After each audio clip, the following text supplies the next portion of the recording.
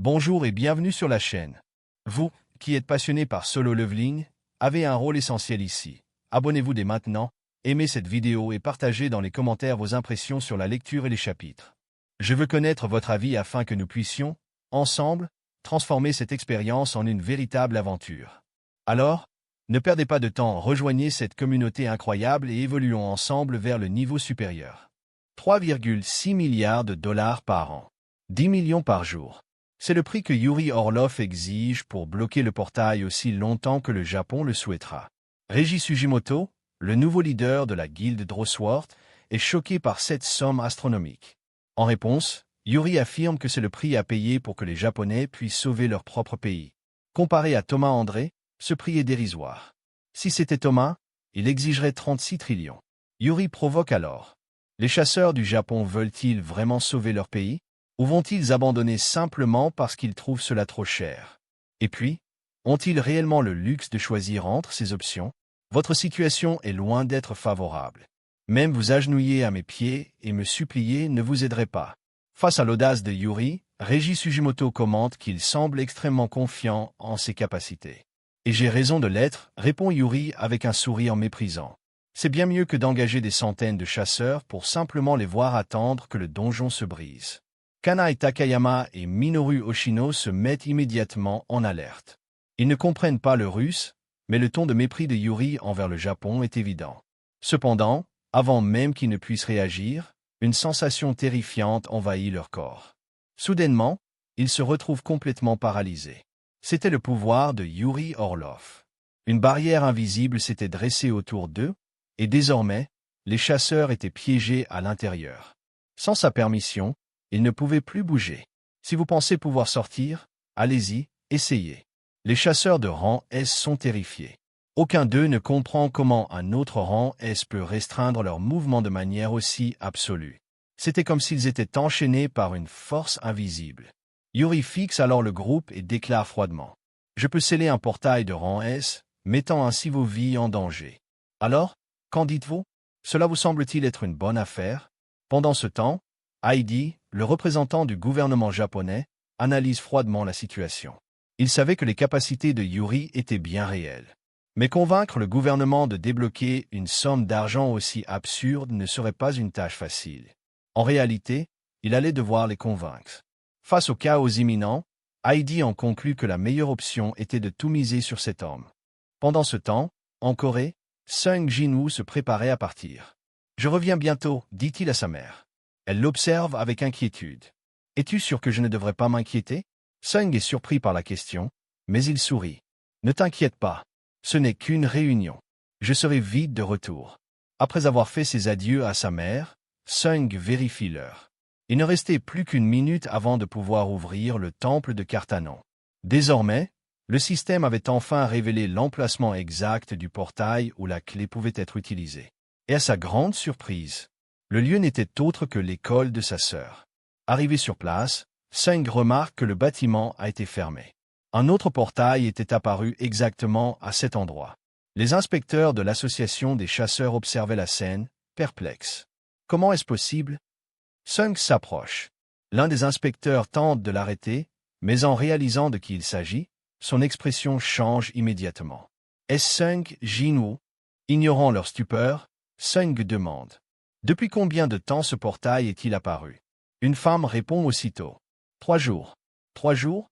Sung fronce les sourcils. Il avait été dupé.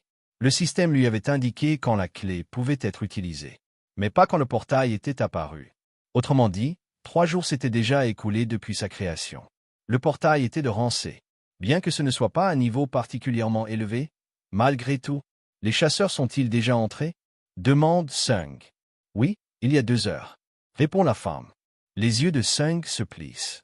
Arrêtez immédiatement le raid. L'inspectrice sursaute. Quoi? Mais ce portail a été mesuré comme un rang C. Sung la fixe, sa voix remplie d'urgence. Ils sont en danger. Si nous n'arrêtons pas tout de suite, ils vont mourir. L'inspectrice hésite. Comment pouvait-il savoir ça? Que voulait-il dire par « ils vont tous mourir » Mais il n'y avait pas de temps pour des explications. Sans attendre, Sung Jin-woo traverse le portail. Il devait agir immédiatement. Sung Jin-woo déclara avec fermeté. Je vais vous sortir d'ici. À l'intérieur du donjon, les chasseurs découvrent de nombreux cadavres de monstres éparpillés au sol. Ils avaient combattu et vaincu jusqu'ici, mais se retrouvent maintenant devant une immense porte fermée. Ça doit être la salle du boss, commente l'un d'eux. Mais pourquoi ne s'ouvrait-elle pas? Que fait-on maintenant? Aucune magie ne pouvait ne serait-ce qu'égratigner ces portes. Ils avaient progressé jusqu'ici, uniquement pour être bloqués à la toute fin. Puis, soudainement, Sung Jin-woo apparaît. C'est un piège. Prévient-il. Les chasseurs sursautent. C'est qui, ce type? Sung fait un pas en avant et répond. Un survivant du repère double. L'un des chasseurs écarquille les yeux, le reconnaissant immédiatement. Il est Sung Jin-woo, le chasseur de rang S. Tous sont sidérés. Sung révèle alors la vérité. Cet endroit est bien plus dangereux que vous ne l'imaginez. À partir de maintenant, je prends les choses en main. Partez d'ici. Mais il remarque aussitôt que le portail ne s'ouvre pas. Une magie doit le maintenir fermé. À cet instant, le système envoie une notification. Les portes du temple de Cartanon sont verrouillées. Veuillez utiliser la clé. Sung comprend immédiatement. Cette fois, c'est différent. C'est donc pour ça qu'il me faut une clé. Il active alors l'objet, et les portes s'ouvrent. Les chasseurs observent, abasourdis. Comment a-t-il fait ça? Ils avaient tout essayé, mais ces portes refusaient de bouger. L'un des chasseurs s'avance et dit d'un ton sérieux. Excusez-moi. Ce donjon a été réservé par notre guilde.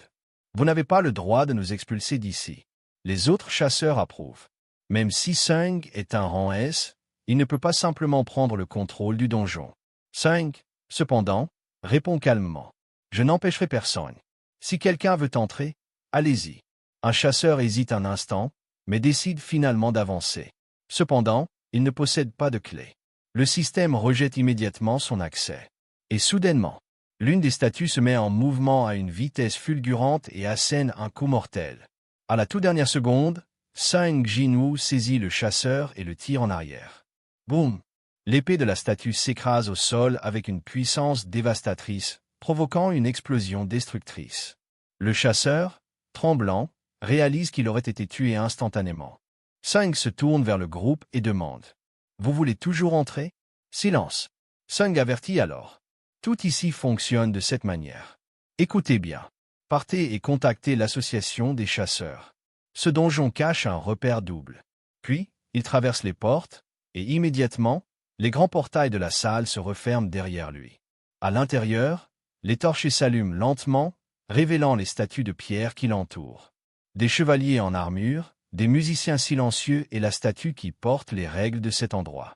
Mais au centre, l'imposante statue de Dieu, assise sur son trône. Sung fixe cette silhouette imposante et prend une profonde inspiration. C'est ici que tout a commencé. C'était le même repère double où il était rené, où il avait éveillé ses pouvoirs. Et maintenant, il était de retour.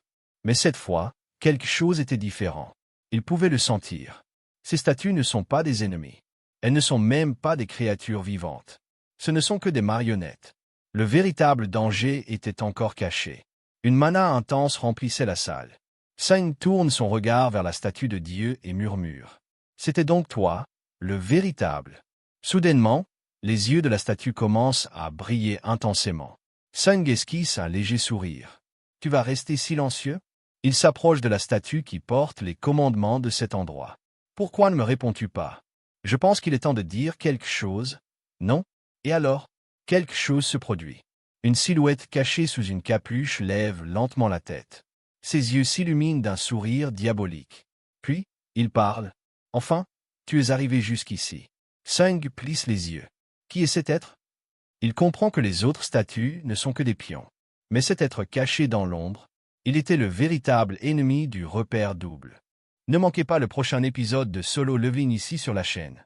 Dites-moi en commentaire ce que vous avez pensé de cette vidéo et si je devrais continuer à partager cette histoire sur la chaîne. Votre avis est essentiel pour faire grandir ce projet. Merci beaucoup d'avoir regardé jusqu'à la fin. N'oubliez pas de liker, partager, vous abonner et cliquer sur le bouton like pour soutenir notre travail. À très bientôt.